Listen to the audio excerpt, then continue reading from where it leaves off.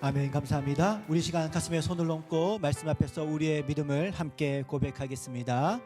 나는 계시의 말씀인 성경이 하나님께로부터 우리 시대에 나에게 주신 생명의 말씀임을 믿으며 그 말씀대로 살 것을 고백합니다. 주여 이제 말씀하옵소서. 주의 종이 듣겠나이다. 아멘. 오늘 시간에는 신명기 28장의 말씀을 통하여서 들어가도 복 나가도 복이라는 제목으로 하나님의 말씀을 증거하도록 하겠습니다. 올 1월 달에 한 헬스장 관장님, 원장님께서 SNS에 이러한 글을 올리셨습니다. 연초가 되면 항상 새벽부터 이 러닝머신을 줄을 타고 웨이팅을 해야 그 달리기를 할 수 있는데, 올해는 유독 12대의 트레드밀이 있는데 그중에 3대밖에 회원들이 사용하고 있지 않습니다 라고 하는 이제 글을 올리시게 됐는데요. 근데 이 글에 수많은 사람들이 공감을 표시하면서 많은 댓글들이 달리게 되었는데, 이러한 댓글들이 달렸습니다. 저희 헬스장도 마찬가지예요. 신규 회원이 작년에 비해 30%나 줄었어요. 저희 헬스장은 곧 문을 닫을 것 같아요 라고 하는 이러한 공감과 응원의 댓글들이 많이 달리게 되었다라고 하는 것입니다.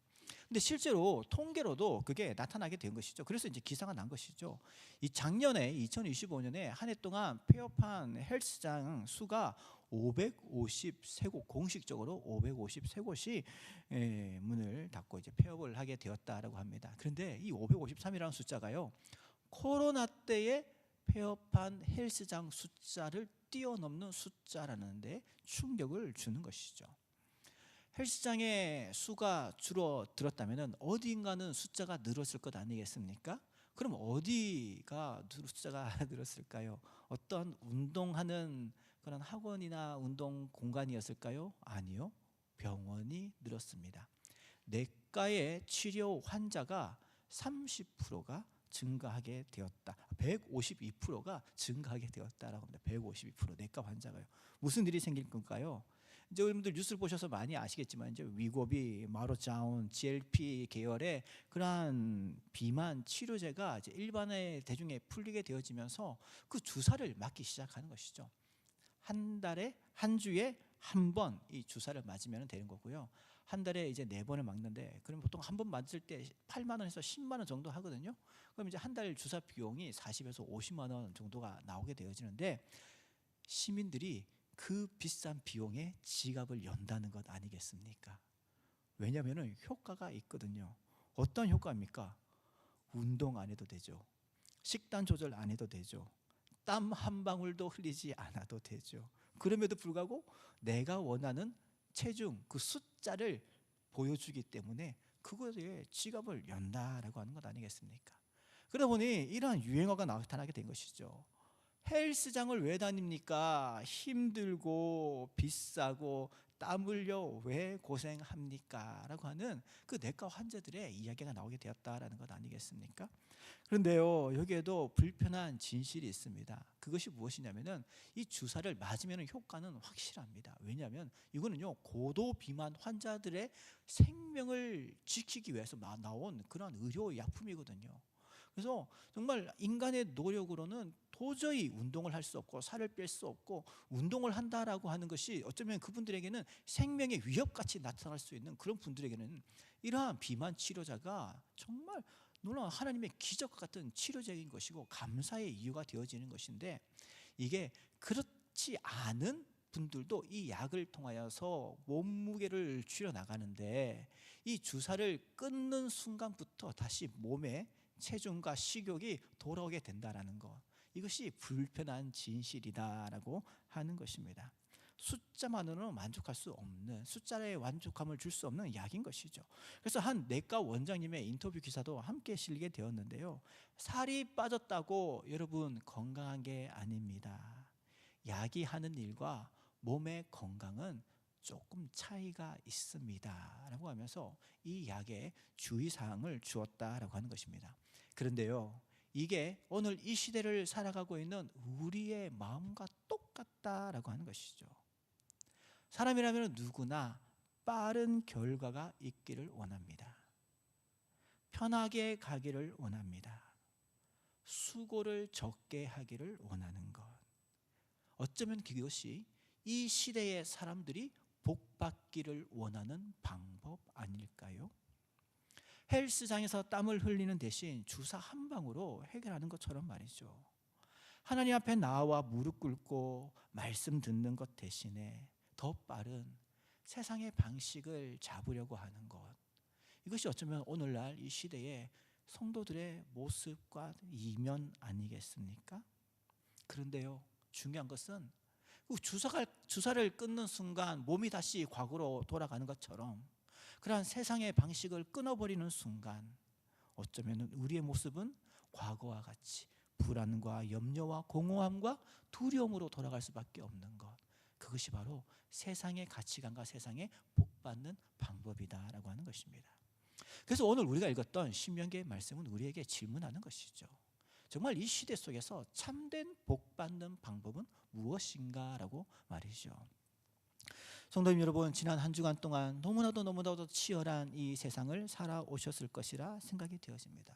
고군분투, 그거는 어쩌면 이 시대를 살아가고 있는 나를 향하여, 나를 위하여, 나를 생각하여 만들어진 단어라고 생각이 되어지는 것이죠. 우리는 매일 같이 성공을 쫓고 나의 결핍을 채우기 위하여서 분주하게 움직이지만 정작 우리의 영혼은 메마른 논바닥과 같이 가물어 갈 때가 많은 것이 오늘 이 시대의 많은 사람들의 마음 상태 아니겠습니까? 어떤 분들은 가정의 무게와 경제적 불안을 짊어지고 한 주간을 살아가셨을 것이고, 열심히 달려왔지만 손에 잡히는 것 없이 없어서 낙심하고 계시는 분들도 있는 것이고요. 복을 찾아서 한 주간을 달려왔지만 정작 복이 어디에 있는지조차 모르겠다라고 하는 분들도 계실 것입니다. 그럼에도 불구하고 그러한 힘든 여정 속에서도 이렇게 주일을 맞이하여서 예배의 자리, 말씀의 자리로 나오신 우리 성도님들 너무나도 귀하고 감사하다라고 생각이 되어지고, 오늘 이 예배의 시간과 말씀의 시간들을 통하여서 지치고 고단한 우리 성도님들에게 향하신 하나님의 그 놀라운 축복의 은혜와 그 방법을 발견하여야 되어지고, 그것을 붙들고 그 믿음 가운데 승리하실 수 있는 우리 모든 성도님들의 삶이 되어주실 수 있기를 주님의 이름으로 축복합니다. 오늘 본문인 신명기 28장은 우리가 흔히 축복의 장으로 알려져 있습니다. 근데 이 말씀은 말이죠, 축복의 장이라고 할 때에 세속적인 성공을 보장하는 그런 기복주의적 약속을 의미하고 있는 것은 아닙니다. 왜냐하면 이 말씀은 말이죠, 하나님께서 애굽의 종으로 살아가고 있던 이스라엘 백성들을 건져내셨습니다. 그래서 하나님께서 약속하셨던 가나안 땅, 젖과 꿀이 흐르는 땅으로 보내주시겠다라고 약속을 하신 것이죠. 애굽에서요, 가나안 땅까지 건장한 체격의 남성이 걸어가면은요, 달려가면은 일주일이면 갈 수 있는 거리입니다. 실제로 그 당시에도요, 왕의 대로라고 해가지고 애굽에서 가나안 땅까지 갈 수 있는 길도 만들어져 있었습니다. 그런데 왜 이스라엘 백성들이 7일이면 갈 수 있는 길을 40년 동안 광야에서 뱅글뱅글 돌아야 했을까요? 그것은 바로 가나안 땅을 정탐하고 돌아온 이스라엘 백성들의 그 불신앙 때문 아니었습니까? 하나님께서 그들을 지켜주시고 보호해 주시고 구원하여 주셨는데 그 은혜를 금방 잊어버린 것이죠. 가나안 땅의 건장한 거구의 그 체격의 골리앗과 같은 사람들을 바라보게 될 때에 그들이 주눅들어 버리고 믿음이 식어버리고 사라져 버렸던 그것으로 인하여서 하나님을 놓쳐버리고 잃어버린 것이죠. 그로 인하여서 출애굽 1세대는 결국 광야에서 다 목숨이 끊어지게 되어지는 것이고, 그 광야 속에서 다시 태어나게 된 출애굽 2세대를 통하여서 하나님께서 이제 가나안 땅을 준비하시면서 오늘 이제 신명기 말씀이 시작되어지는 것입니다. 약속의 땅을 앞두고서 말이죠. 그래서 이 신명기 28장은요, 광야 2세대, 광야 속에서 태어난 40년간의 그 기간들 속에서 말이죠, 광야에서 태어난 제 2세대들에게 모세가 하는 마지막 고별 설교입니다. 죽음을 앞둔 모세가 하는 고별 설교가 신명기 28장이 되어지는 것이죠. 이제 하나님께서 약속하신 새로운 문화에 들어가게 됩니다. 새로운 땅에 들어가게 됩니다. 이곳에서 이제 너희들은, 이스라엘 백성들은 누구를 섬기고 누구의 음성을 듣고 누구의 말씀을 기준으로 삼고 살아가겠느냐라고 하는 그것에서부터 신명기 28장의 말씀이 시작되어지는 것이죠. 근데 이스라엘 백성들에게는 그들이 나아가야 될 그 삶의 지침은 사실 다 정해져 있었습니다. 그리고 하나님께서 원하시는 답변들도 있었죠. 이것이 여호수아 1장 8절에 기록이 되어져 있는데요. 이렇게 기록되어 있습니다. 율법책을 내 입에서 떠나지 말게 하며 그것을 주야로 묵상하고 그 안에 기록된 대로 다 지켜 행하고 그리고 하면은 하나님께서 너의 길을 평탄하게 할 것이고 내가 형통하게 할 것이다 라고 말해요. 율법책을 내 입에서 떠나지 말게 하라라고 하는 것입니다. 이것이 이제 시편 1편에도 그대로 기록되어 있죠. 우리 너무나도 유명한 말씀이죠. 시편 1편 2절과 3절에 보면은 복 있는 사람은 여호와의 율법을 즐거워하고 그의 율법을 주야로 묵상한다라고 말하지 않습니까? 그렇게 살아가게 될 때에 그가 시냇가에 심은 나무와 같이 잎사귀가 마르지 아니한 같은 모든 일이 형통한 복을 받게 될 것이다. 율법에서 시작하게 되어진다라고 말씀을 하고 있는 것이죠. 우리의 살아가는 삶이 광야와 같다 할지라도 그 광야와 같은 삶에서 우리가 메마른 삶을 살아가는 것이 아니라 하나님을 바라보고 의지하며 나아가게 될 때 우리는 광야의 삶을 살아가지만 실질적으로 우리는 시냇가에 심은 나무와 같은 마르지 아니하는 형통의 복된 삶을 살아가게 되어지는 것, 그것이 바로 하나님께서 원하시는 우리의 모습인 것이죠. 그런 삶을 살아가기 위해서 모세가 이야기하는 것 아니겠습니까? 죽음을 앞둔 그 시점에서 말이죠. 이제 모세는 약속의 땅에 들어가지 못합니다. 그럼에도 불구하고 언약의 후손들에게, 자녀들에게 이야기하는 것이죠. 너희들은 그 새로운 땅에서, 새로운 장소에서 하나님을 바라보아야 할 것이다라고요. 그래서 이제 우리가 한 3가지 정도로 하나님의 그러한 새로운 땅에서 복받는 방법들을 함께 살펴보도록 하겠습니다. 먼저 1절 상반절에 보면은 이런 말씀이 기록이 되어져 있습니다. 내가 내 하나님 여호와의 말씀을 삼가 듣고 내가 오늘 내게 명령하는 그의 모든 명령을 지켜 행하며 이라고 말씀이 기록이 되어져 있습니다. 여기서 내 하나님 여호와의 말씀을 삼가 들어야 한다라고 기록되어 있습니다. 삼가 듣는다. 여러분들 삼가 듣는다라고 하는 이 단어의 뜻이 무엇인 줄 아십니까? 히브리어로 샤모아 티슈마라고 하는 단어인데요. 샤마라고 하는 단어는 듣는다라고 하는 단어입니다. 근데 샤모아 티슈마라고 하는 것은 부정사 절대형과 미완료형이 합쳐져 있는 단어인데 강조형입니다.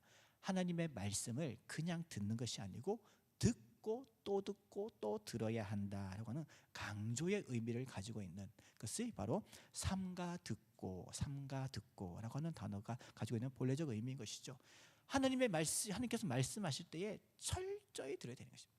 어린 아이들이 부모님의 말씀을 잘 들어야 되지 않습니까? 근데 요즘 아이들 보면 대충 듣습니다. 그러면 어떻게 됩니까? 사고가 나는 것이죠. 학교 선생님께서 말씀하실 때 선생님의 말씀을 철저히 끊임없이 청종해야 되는 것 아닙니까? 근데 대충 들으니까 숙제를 놓치고 해야 할 것들을 놓치는 것 아니겠습니까? 우리의 삶이 참 이러기 쉽습니다. 세상에서의 부모님의 음성도 잘 못 듣고 선생님의 이야기도 잘 못 듣는데 심지어 하나님의 그 말씀조차도 잘 듣지 못하는 우리의 연약함이 그대로 드러나 있는 것이죠. 그러다 보니 삶이 힘들고 어려워지는 것 아니겠습니까? 모세는 이스라엘 백성들에게 말하고 있는 것입니다. 하나님의 말씀을 샤모아 티슈마 철저히 들어야 됩니다. 이것이 바로 우리가 새로운 땅에서 새로운 환경에서 하나님의 복받는 길입니다 라고 말씀을 하고 있는 것이죠. 고대 근동 사회에서 복이라고 하는 단어는요, 우연히 찾아오는 것이 아닙니다. 복이라고 하는 것은 어떤 운에 의해서 나타나는 것이 아닙니다. 과거 시대에는요, 어떻게 하면 복이 임합니까? 내가 섬기는 군주, 임금이 신하나 백성에게 그들이 평소에 받을 수 없는 큰 보물을 하사하는 것, 이것이 사실 복이라고 하는 단어가 가지고 있는 본래적 의미인 것이죠. 이와 마찬가지로 하나님께서도 그렇게 말씀하신 것이죠. 온 세상 우주 만물을 창조하시고 다스리시는 그 하나님 앞에 그 하나님의 말씀을 듣고 순종하고 그 안에서 살아가는 자들이 참된 복된 길을 걸어가게 될 것이다 라고 말씀하고 있는 것이죠. 그게 필요한 것이 바로 율법이라고 하는 표현을 쓰고 있는 것인데요. 그런데 이것을 또 잘못 해석하면은 율법은 곧 받는 티켓과 같다라고 생각하기 쉽습니다. 율법을 잘 지켜야 하나님의 복을 살 수 있는 것처럼, 마치 율법을 화폐처럼 생각하는 사람들이 과거에 있었습니다. 그들이 바로 바리새인들이었었죠. 근데 처음에도 제가 말씀을 드렸지만 왜 하나님께서 이 말씀을 하십니까? 하나님은요, 애굽에서 종살이하고 있던 이스라엘 백성들을 벌써 구원하신 하나님이 말씀하시는 것이죠. 그래서 너희들이 이것을 지키면 내가 너희들을 구원해 주겠다가 아니라 사실은요, 나의 구원함을 받은 백성이기 때문에 너희가 이렇게 살아가는 것이 맞는 거고, 그러한 삶을 살아가기 위해서는 너희들의 주관적 판단을 따라서 살아가서는 안 되고, 너희들을 구원하여 준 나의 음성, 나의 말씀을 들으면서 살아가는 것, 하나님의 그 바운더리 안에서, 그 품 안에서 거하는 삶을 살아가는 것, 이것이 바로 샤무아 디슈마가 가지고 있는, 삼가 듣고 있는, 이것이 가지고 있는 본래적 의미이다라고 하는 것입니다. 사랑하는 성도 여러분, 마태복음 7장 24절에서 25절에 보면 이런 말씀이 있죠. 그러므로 누구든지 나의 이 말을 듣고 행하는 자는, 나의 이 말을 듣고 행하는 자는 그 집을 반석 위에 지은 지혜로운 사람과 같으니, 바람이 불고 창수가 나고 모두 무너지되 그럼에도 불구하고 그 집을 주추를 반석 위에 놓은 사람과 같다라고 말씀하고 있는 것 아니겠습니까? 나의 말을 듣고 행하는 자들에 대해서 이야기하고 있는 것이죠. 야고보서 1장 22절에도 또 이렇게 말씀하고 있지 않습니까? 너희는 말씀을 행하는 자가 되고 듣기만 하고 자신을 속이는 자가 되지 말아라라고 말이죠. 제가 처음에도 이제 그 헬스장 얘기를 했지만, 오늘 이 시대에 건강에 대해서 신경 쓰지 않는 사람이 어디 있겠습니까? 몸이 약하신 분들도 건강을 신경 쓰지만 건강한 분들은 더 건강해지기 위해서 신경 쓰고 노력하는 시대를 우리는 살아가고 있지 않습니까? 그런데요, 내 몸을 잘 지켜야지, 건강해야지, 이거는 교회 다니는 사람들만 생각하는 것이 아니라 교회를 다니지 않는 사람들도 생각하는 것이죠. 그렇다면 이 말씀을 우리가 한번 적용해 보십시오. 나의 말을 듣고 행하는 자들에게 있어서 건강이 무엇입니까? 우리는, 세상 사람들은요, 육체의 건강만 생각하지요. 근데 이제는 우리는 신앙인이고 구원받은 백성이기 때문에 영적인 건강은 왜 생각을 안 하십니까? 나의 육신의 건강을 위해서는 그렇게 피나는 노력과 그렇게 수많은 예산들을 쏟아붓지만은 나의 영적인 건강을 위해서는 생각을 안 하는 오늘날 도시교회 성도들이 너무나도 많이 있다라고 하는 것이죠. 오늘날처럼 미래에 대한 예비와 준비를 많이 하는 시대가 어디 있습니까? 요즘 청년들 보시면은요, 벌써 은퇴를 생각하면, 이제 취업하기 전부터 시작해가지고요, 은퇴를 미리 생각하고 그것을 구상하고 계획하고 있는 오늘날 청년들이 얼마나 많은 줄 아십니까?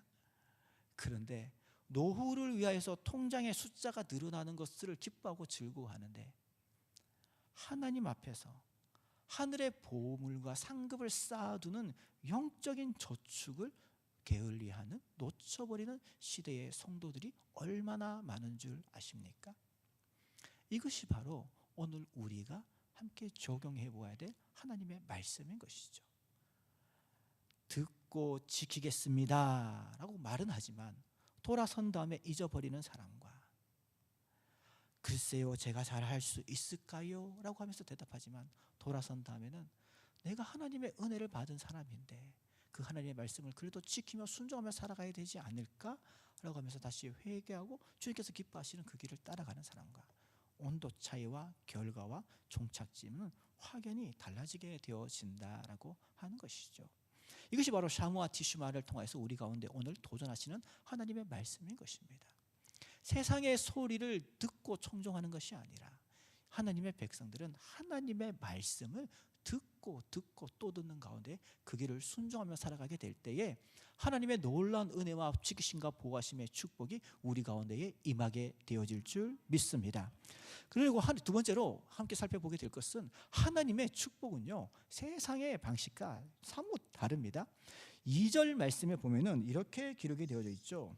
내가 내 하나님 여호와의 말씀을 청종하면 이 모든 복이 내게 임하며 내게 이르리니라고 기록이 되어 있습니다.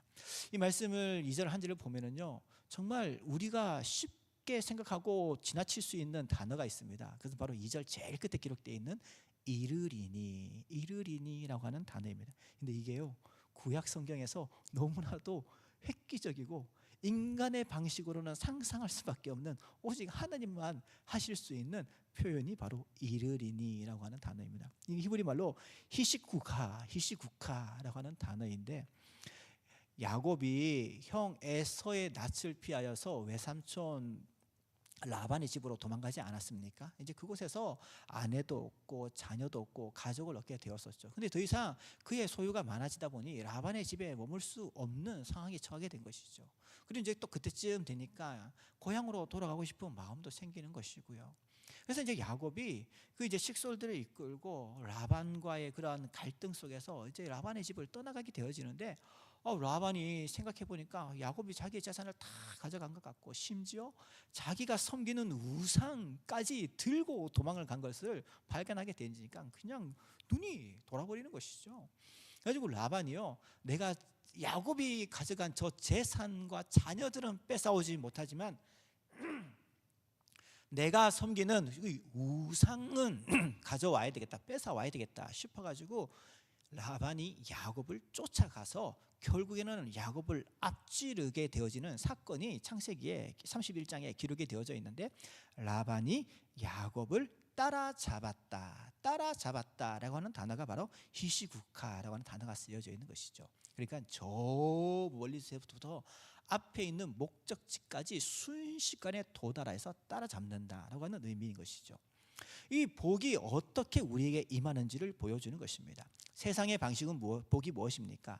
내가 노력하고, 때로는 내가 비굴해지고, 내가 무릎을 꿇고, 그런 가운데 나의 능력으로 취하는 것, 나의 것으로 소유하는 것, 이것이 바로 세상이 말하는 복 아닙니까?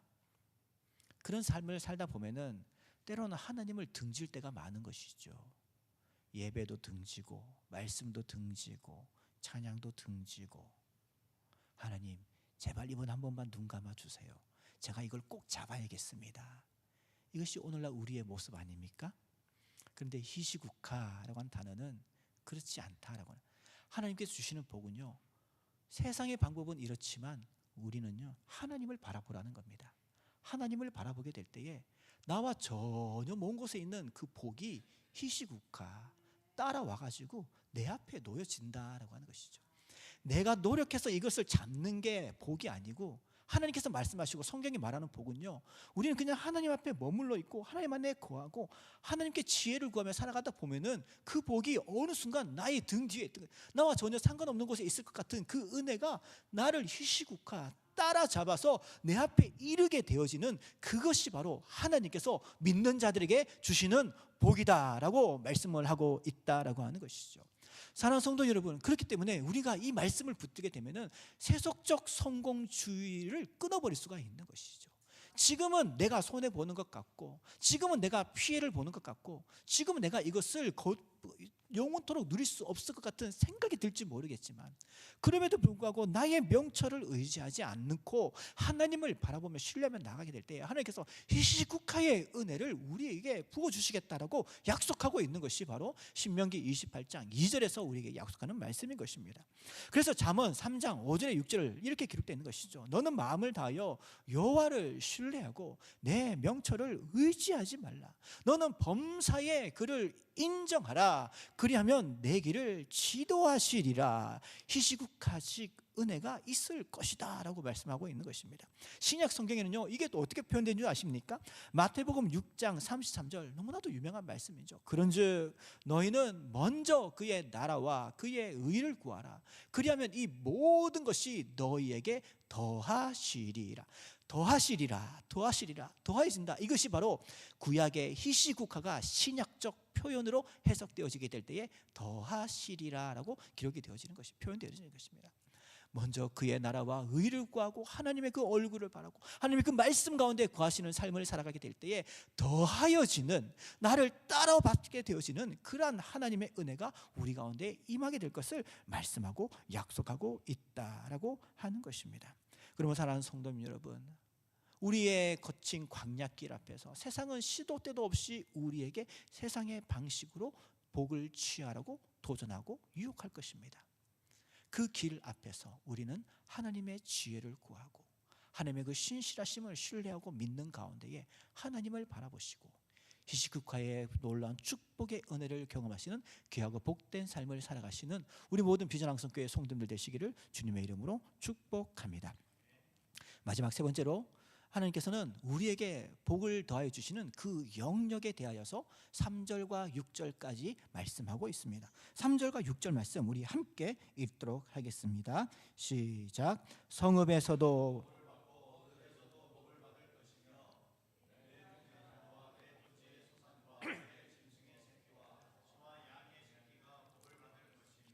내 강주리와 떡반죽 그릇이 복을 받을 것이며 내가 들어와도 복을 받고 나가도 복을 받을 것이니라. 아멘. 복이라는 단어가 몇 번이나 기록되어 있는지 세어만 보아도 기분이 좋아지는 말씀이 바로 이 말씀이다라고 생각이 되어집니다. 여기서 사용되어진 복이 많이 표현되어져 있죠. 복이 히브리어로 바라크라고 하는 단어인데, 여기서는 복이 있을 것이다, 복이 있을 것이다, 이런 표현인 것이죠. 하나님의 말씀을 청정하고 그 뜻대로 살아가는 자들에게 뒤에서 쫓아오는 히스기야적 복이 있을 것인데, 그 복이 어떠한 곳에 임하느냐. 3절에 성읍에서도 복이 있을 것이다, 들에서도 복이 있을 것이다. 내 몸의 자녀와 내 토지의 소산과 심지어 내 짐승의 새끼와 소와 양의 새끼가 복이 있을 것이다. 내 강주리와 떡반죽 그릇이 복이 있을 것이다. 내가 들어와도 복이 있을 것이다, 나가도 복이 있을 것이다 라고 약속을 하고 있다라고 하는 것입니다. 사랑하는 성도 여러분, 이 하나님께서 복이 있다라고 하는 이 영역이 공감이 되십니까? 이해가 되십니까? 제가 좀 풀어드릴까요? 3절에 보면은 이렇게 기록됐죠. 성읍과 들에서도 복이 있을 것이다. 구약 시대에 성읍과 들은 백성들이 살아가는 활동 영역 공간 아닙니까? 성읍은 사람들이 모여 사는 사회적 공간이죠. 들은 일하고 생산하는 경제적 공간 아닙니까? 오늘날로 이 말을 표현한다면은 여러분들이 출퇴근하는 도시와 직장을 이야기하고 있는 것이죠. 광주리와 떡반죽은 무엇을 이야기하고 있을까요? 당시는 농경 사회였습니다. 그렇기 때문에 광주리와 떡반죽 그릇은 일반적인 식생활 문화를 말씀하고 있는 것이죠. 오늘날로 말한다면 우리의 밥상, 가장 소박한 자리에도 하나님의 은혜가 있을 것이다 라고 말씀을 하고 있는 것입니다. 하나님이 우리를 얼마나 디테일하게 생각하시는지를 보여주는 것이죠. 우리의 가정의 부엌에서도 조차, 우리가 출근하는 직장, 회사 책상에서조차, 우리가 모든 일들을 마치고 고단한 몸을 이끌고 돌아오는 지하철과 차량 안에서조차도 하나님의 복이 우리에게 머물기를 원하시는 것, 이것이 바로 우리를 향한 하나님의 마음인 줄 믿습니다. 우리는요, 때로는 오해할 때가 많이 있습니다. 영적인 것은 거룩하고 육적인 것은 세상적이다라고 말이죠. 하나님은 그러한 분이 아니십니다. 하나님은요, 우리의 영혼도 소중히 여기시지만 하나님의 형상과 모양을 따라 지음을 받은 우리의 몸, 우리의 육체, 우리의 가정, 우리의 모든 생활들도 하나님께서는 사랑하시고 잘 되기를 원하시는 것, 이것이 바로 우리 하나님의 마음이시다라고 하는 것이죠. 하나님은요, 그냥 우리의 영적인 것만 귀하게 생각하셔가지고 주일날 예배당에 오시면 이 예배당 안에서만 하나님의 임재가 나타나고, 이 예배당을 벗어나는 순간 하나님의 은혜와 보호하심이 없는 게 아니고요, 이곳에서도 하나님께서 부어주시는 영적인 기적적인 은혜가 있고요, 이곳을 벗어나서 여러분들의 가정과 한 주간을 살아가는 여러분들의 일상과 여러분들의 그 모든 삶 속에서도 하나님은 친히 개입하셔서 여러분들이 잘 되고 여러분들의 그 삶 가운데 놀라운 하나님의 축복이 임하기를 원하시는 것이 바로 오늘 신명기를 통해서 보여주시는 하나님의 말씀인 것이죠. 그래서 우리가 신앙생활 잘해서 영적으로만 건강한 것이 아니고 우리는 또 하나님의 지혜를 입어서 지혜로 인하여서 우리의 육체적 건강을 위해서도 열심히 운동하고 노력해야 되는 것이고 우리가 다니는 직장에서도 하나님께서 쓰시는 그 지혜와 분별력을 가지고서 최선을 다해서 일하는 가운데에 하나님의 도심으로 놀라운 업적과 칭찬과 머리가 될지언정 꼬리가 되어지지 않은 그러한 축복받는 삶을 살아가기를 원하시는 것, 그것이 바로 우리 하나님께서 우리를 향하신 마음이다라고 하는 것입니다. 그래서 시편 121편 5절, 6절, 8절에 보면 이렇게 기록이 되어져 있습니다. 여호와는 너를 지키시는 이시라. 여호와께서 내 오른쪽에서 내 그늘이 되어 주시나니 낮의 해와 밤의 달도 너를 해치지 못할 것이고 하나님이 너의 출입을 지금부터 영원토록 지켜주시겠다라고 말씀을 하고 있는 것 아니겠습니까? 그래서 오늘 우리가 읽었던 말씀의 6절이 오늘 말씀의 가장 핵심이고 정점에 해당하게 되는데요. 6절 말씀이 이거죠. 내가 들어와도 복을 받고 나가도 복을 받을 것이니라. 아멘. 들어와도 복을 받고 나가도 복을 받는다. 이 표현은 이제 성경에서 쓰여진 특별한 문학적 기법인데요. 메리즘 기법이라고 합니다. 메리즘 기법. 각 끝에 있는 것들을 다 등장시키는 것이죠. 하루의 시작이 눈 뜨고 일어나는 것, 지금 문 밖을 나서는 것 아니겠습니까? 하루의 마지막은 눈을 감거나 집으로 돌아오는 것, 이것이 하루의 전부가 되어지는 것이죠. 하나님께서 이 모든 시간들 속에서 항상 함께 하시고 지켜주시고 보호하여 주시겠다라고 하는 것입니다. 우리가 아침에 눈을 뜨고 하루를 시작하는 시간부터 시작하여서 우리가 모든 수고를 마치고 집으로 돌아오는 저녁 시간, 인생의 모든 활동과 모든 여정을 마치는 순간까지도 하나님께서 함께하여 주시겠다라고 하는 그런 의미를 달고 있는 것이 바로 나가도 복을 받고 들어와도 복을 받는다라고 하는 것입니다. 그런데요, 이게 또 좀 더 깊이 들어가면 또 더 은혜가 있습니다. 고대 근동 사회에서는 말이죠, 집 문 밖을 나간다는 것이 무엇을 의미하는 줄 아시나요? 첫 번째로 전쟁에 참여한다라고 하는 의미를 가지고 있습니다. 집 밖을 나간다. 두 번째로는 일반적인 의미죠. 일을 하러 나간다, 고생하러 나간다라고 하는 것입니다. 이 말은 즉슨 이거죠. 나가도 복을 받고 우리의 삶의 자리에 전쟁과 같은 치열한 경쟁의 삶이 나에게 찾아온다 할지라도 하나님은 그곳에서 너를 지켜주시고 보호하여 주시겠다라고 말씀하고 있는 것이죠. 그럼 이제 집으로 돌아온다라고 하는 것은 무엇이겠습니까? 그것은 안식의 처소로 들어온다라고 하는 것이죠. 하나님께서 우리를 평안함의 자리로, 쉼의 자리로, 은혜의 자리로 다시 돌아올 수 있도록, 때로는 우리가 세상에서 방황한다 할지라도 말이죠, 우리의 믿음과 신앙을 놓쳐버리고 잃어버리는 날들이 간혹 있다 할지라도 말이죠, 믿음을 잃어버린 가족이 있습니까? 자녀들이 있습니까? 형제 자매들이 있습니까? 하나님께서는 오늘도 약속하시는 것이죠. 들어와도 복을 받고 나가도 복을 받을 것이라. 다시 안식의 초소로 돌아오는 그때까지 하나님의 손길과 보호하심이 함께 하겠다라고 약속을 하고 있다라고 하는 것입니다. 그래서 이사야서 43장 2절에 보면 이런 말씀이 있죠. 내가 물 가운데로 지날 때에 내가 너와 함께 할 것이라. 강을 건널 때에도 물이 너를 침범하지 못하고 불 가운데 지날 때에도 네가 타지 아니할 것이고 불꽃이 너를 사르지 못할 것이다 라고요. 거친 전쟁과 같고 물길과 같고 불길과 같은 험난한 삶이 나에게 찾아온다 할지라도 하나님의 바라크에 복 주시기를 원하시는 은혜는 언제나 우리 가운데 있기를 원하시는 그 임마누엘의 은혜가 우리 가운데 늘 함께 할 것이다 라고 하나님께서는 약속을 하고 있다라고 하는 것입니다. 말씀을 마무리하겠습니다. 사랑하는 성도 여러분, 오늘 이 말씀을 들으면 참 힘이 나고 소망이 생기는 것이죠.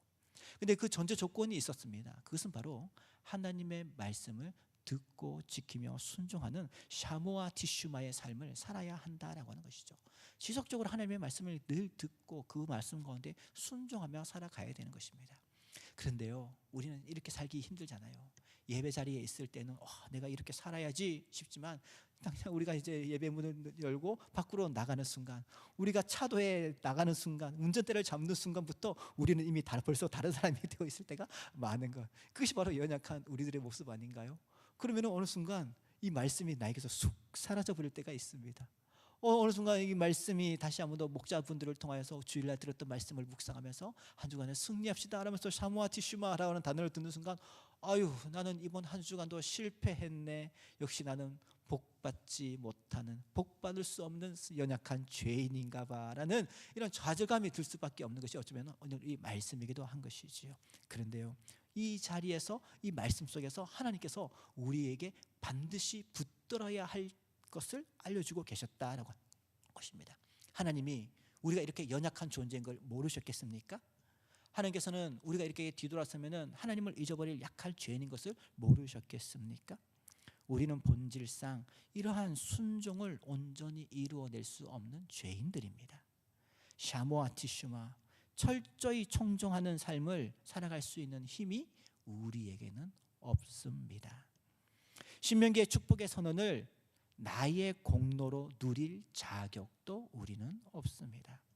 그러나 우리를 위하여 완벽하게 순종하신 예수 그리스도께서 우리를 대신해 이 모든 저주를 짊어지셨기에 우리에게 소망이 있는 것 아닐까요? 갈라디아서 3장 13절과 14절의 말씀 보면은 그것을 잘 기록하고 있죠.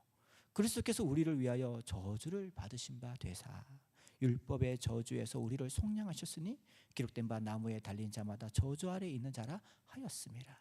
이는 그리스도 예수 안에서 아브라함의 복이 이방인에게 미치게 하여 또 우리로 하여금 믿음으로 말미암아 성령을 약속받게 하려 함이니라라고 기록하고 있기 때문인 것입니다. 나의 힘과 능력으로는 이것을 이룰 수 없는 것이 우리들의 현실적인 모습입니다. 그런데 이러한 우리를 위해서 예수님이 이 땅에 오셔서 다 순종을 하신 것이죠. 그리고 우리가 짊어져야 될 저주를 예수님께서 대신 받으셨습니다. 그리고 예수님이 그 부활하신 그 은혜를 우리에게 전가시켜 주셨죠. 우리는 그것을 믿음으로 말미암아 하나님의 자녀되는 은혜를 받게 된 것입니다. 그래서 구원은 하나님의 선물이요 은혜다라고 이야기를 하는 것이죠. 신명기의 축복이 나의 능력으로 받을 수 없는 것입니다.